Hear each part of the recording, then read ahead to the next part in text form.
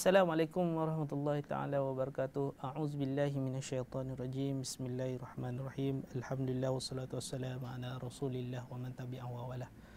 Hadirin hadirat yang dirahmati Allah Subhanahu wa taala, salam Jumaat ya. Salam Syaidul Ayyam ya. Pada hari ini ya, saya cuba membicarakan berkenaan dengan sifat bakhil ya. Kita dengar bakhil ya. Cerita Piramli pun ada dengar ya. Haji bakhil ya. Apa makna bakhil itu? Ialah kedekut ya. Mudah ceritanya ialah kedekut. Apa yang saya boleh takrifkan di sini ialah orang yang memiliki sifat ini bakhil untuk membelanjakan hartanya ke jalan Allah Subhanahu wa taala ya. Kena diingatkan hadirin hadirat yang dirahmati Allah Subhanahu wa taala. Harta diberikan oleh Allah kepada kita ialah sebagai amanah kepada kita. Jadi kita kena gunakan sebaik mungkin amanah harta tersebut ya. Amanah yang kita kena jaga ya dengan sebaik mungkin. Jangan jadikan diri mengatakan kita ini aku punya harta, aku segala-galanya ya. Kereta besar ya, kita semua punya ya. Kita kena lihat bahawa kereta ya, rumah, tanah dan sebagainya itu kita akan tinggalkan ya.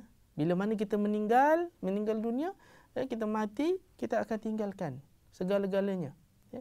Jadi ya, bakhil ini ialah ya, orang yang tidak ya membelanjakan ya hartanya, terlampau kedekut ya. Orang Melayu kita katakan tak hidung masin ya, ya, tangkai jering dan sebagainya. Hadirin yang dirahmati Allah Subhanahu wa taala ya, bakhil yang dikatakan di sini ialah dia tak nak ya, orang kata kedekut, susah sangat kita nak keluarkan hartanya ke jalan Allah Subhanahu wa taala untuk agamanya ya. Setiap harta benda dan kemewahan yang dia peroleh adalah kurniaan Allah Subhanahu semata-mata. Kita kena ingat ya, yang harus kita belanjakan pada jalan yang baik ya. Kelebihan yang dikurniakan oleh Allah Subhanahu wa taala sepatutnya digunakan untuk membantu kesempitan hidup orang lain ya. Orang yang memerlukan, orang yang miskin ya, orang yang tak ada rumah ya. Jadi kat sinilah perlunya ya, orang kata sifat kedekut kita buang. Ya, sifat kedekut ni tidak ada dalam diri kita ya. Atau yang lebih mudah ialah tazkiyah ya, pengagihan semula kekayaan ya. Jadi di sini ya, bila mana kita faham dengan orang kata tidak ada sifat bakhil ya, maka ya memudahkan ya masyarakat itu ya, keseimbangan antara yang kaya dan miskin. Hadirin dirahmati Allah Subhanahu wa taala ya. Allah berfirman ya, sekali-kali janganlah orang-orang yang bakhil dengan harta yang Allah berikan kepada mereka dari kurniaannya ya, dia menyangka bahawa kebakhilan itu baik bagi mereka. Ya, baik, kononnya baik kita orang kata tak memberikan harta kepada orang lain. Tapi apa jawab Rasulullah? Allah berkata, sebenarnya kebakhilan itu adalah buruk bagi mereka. Apa? Harta yang mereka bakhilkan itu akan dikalungkan kelak di lehernya. Ya, di lehernya pada hari kiamat. Allah yang mempusakai langit dan bumi. Allah yang maha kaya. Kita kaya sekejap. Allah yang punya kaya segala-galanya. Kita, harta kita sekarang, diri kita ini, mana yang ada fasiliti yang ada di sini?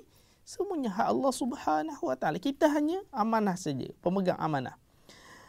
Allah yang mempusakai langit dan bumi dan mengetahui apa yang kamu kerjakan. Nampak hadirin yang dirahmati Allah Subhanahu wa taala betapa ya orang kata kita akan dikalungkan ya dengan harta-harta kedekut kita tadi itu ya. Sabda Rasulullah sallallahu alaihi wasallam ya, seburuk-buruk sifat yang ada kepada seorang adalah bakhil dan penakut ya. Riwayat Abu Daud ya. Jadi kat sini seburuk-buruk sifat Rasulullah kata ialah orang yang bakhil ya. Orang yang sangat bakhil ya. Susah ke kita nak sedekah? Susah ke kita nak orang kata mengeluarkan zakat?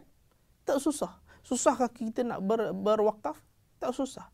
Cuma bila mana kita ini dikaburi dengan keduniaan, dengan kebendaan, akhirnya kita akan ya melihat sesuatu perkara, zakat rasa susah, sedekah rasa susah, wakaf rasa susah.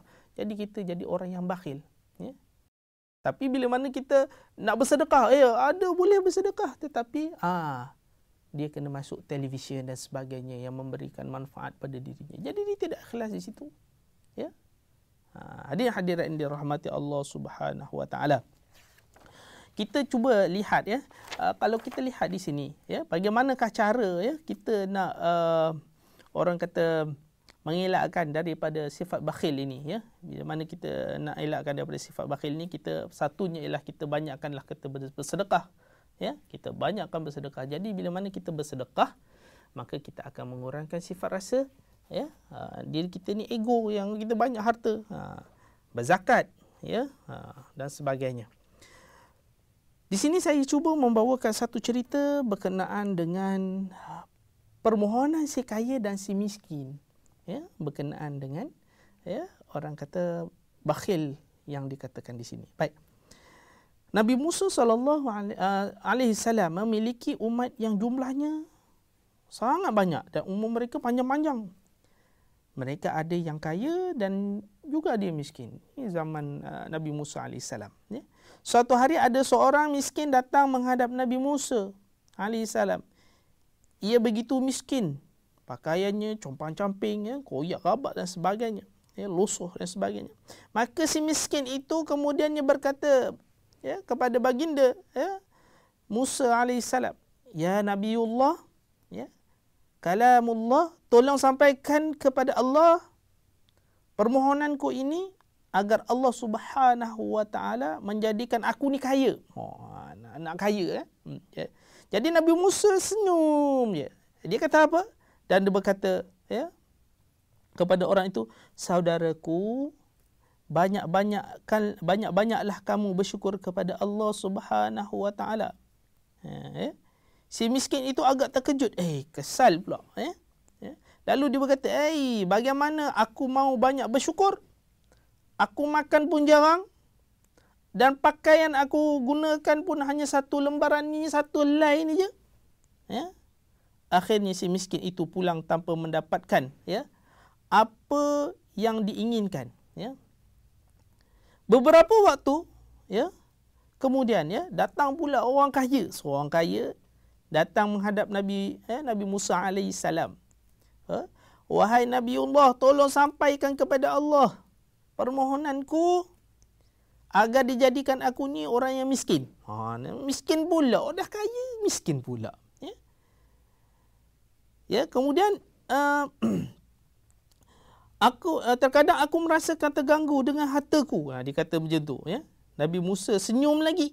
Lalu ia berkata, wahai saudaraku, janganlah kamu bersyukur kepada Allah. Ya, janganlah kamu bersyukur kepada Allah. Ya.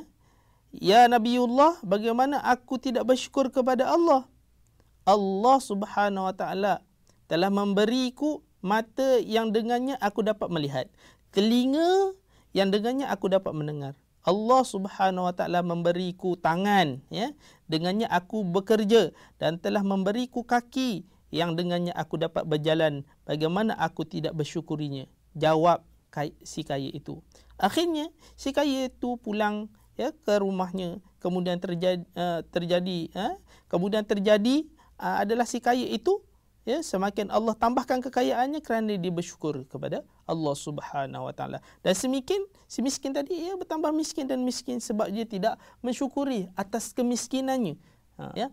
Jadi di sini secara kesimpulannya di sini ya, kita bila mana Allah memberikan rezeki kepada kita, miskin kita kena bersyukur, kaya kena bersyukur, tetapi kaya kita itu jangan bakhil, jangan kedekut. Yang boleh memberikan manfaat kepada orang lain, yang kita keluarkan zakat, kita bersedekah, kita wakaf dan sebagainya. Jadi hadirin hadirat yang dirahmati Allah Subhanahu wa taala, kita kena ingat dalam diri kita, kita ingat pada diri kita bahawa harta itu tidak akan kita bawa ya ke alam kubur. Ya. Yang kita hanya bawa ialah harta apa? Harta amalan kita. Harta apa? Harta sedekah kita. Harta apa? Harta doa yang didoa. Harta doa. Doa anak-anak kita kepada kita. Itu sahaja. Jadi, pergunakan harta kita yang Allah berikan secara sebentar ini, jadikan dia sebagai jambatan untuk kita menuju alam akhirat dan kita masuk ke syurga Allah Subhanahu wa taala yang kekal abadi. Jadi, apa yang nak inginkan lagi? harta kita akan musnah. Jadi biarlah kita mencintai harta kerana Allah, untuk manfaat agama, untuk manfaat umat, untuk manfaat negara kita.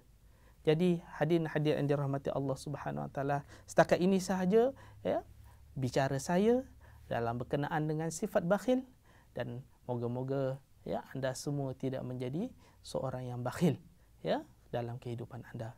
Sekian, wabillahi taufiq wal hidayah. Wassalamualaikum warahmatullahi wabarakatuh.